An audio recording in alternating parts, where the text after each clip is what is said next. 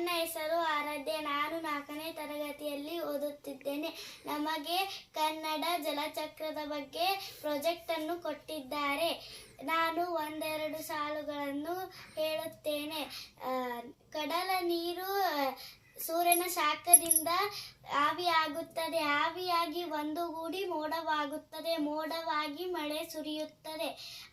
ಮತ್ತೆ ಕಡಲನ್ನು ಸೇರುತ್ತದೆ. ನಾನು ಈಗ ಒಂದೆರಡು ಸಾಲುಗಳನ್ನು ಪದ್ಯ ಹೇಳುತ್ತೇನೆ. ಕಡಲ ಜಲವು ಕಾಯ್ದು ಕಾಯ್ದು ಆವಿಯಾಯಿತು. ಆವಿಯೆಲ್ಲ ಗಗನದೆಡೆಗೆ ತೇಲಿ ಹೋಯಿತು.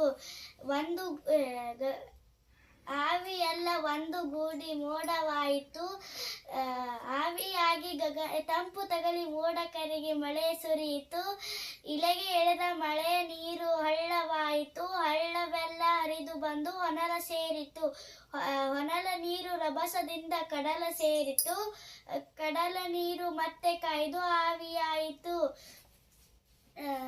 ಇನತು ಕಾರ್ಯ ಮತ್ತೆ ಮತ್ತೆ ಬಿಡದೆ ಸಾಗಿದೆ. ಜಲದ ಚಕ್ರ ಇಳೆಯ ಮೇಲೆ ನಿತ್ಯ ತಿರುಗಿದೆ. Thank you.